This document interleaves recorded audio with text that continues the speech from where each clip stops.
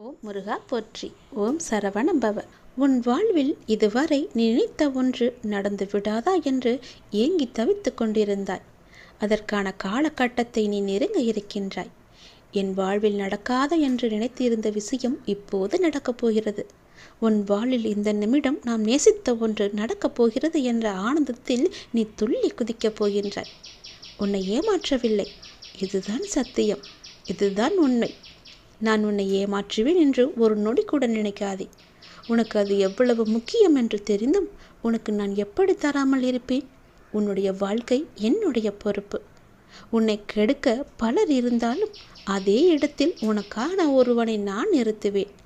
எனது தீவிர பக்தனை ஒருபோதும் நிலை குலைய விட மாட்டேன். உனக்காக எந்த ரூபத்தில் வேண்டுமானாலும் வந்து என் கரம் கொண்டு உன்னை காப்பேன்.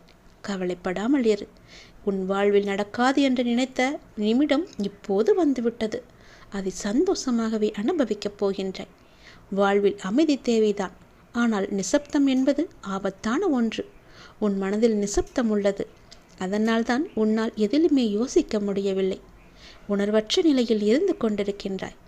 எது ஆபத்து என்று தெரிந்தும் உன்னிடத்தில் அனுமதிக்கிறேன் என்றால் உனது ஆன்மாவில் நான் உறைந்திருக்கிறேன் என்பது பொருள்.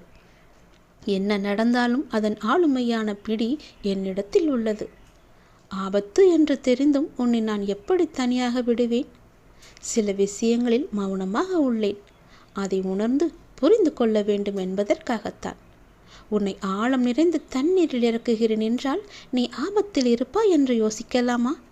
நான் செய்திருப்பேன் என்று என் கண்ணுக்குள் வைத்து உன்னை கவனித்து கொண்டிருக்கிறேன் என்று நீ நம்ப வேண்டும். எவ்வளவு பெரிய பள்ளத்தில் உன்னை தள்ளிவிட்டாலும் என்னுடைய அப்பாதானே தள்ளிவிடுகிறார், அவரே என்னை காப்பாற்றுவார் என்ற நம்பிக்கை உனக்குள்ளே வேண்டும். அதனால் நீ மிரளாதே, பயப்படாதே.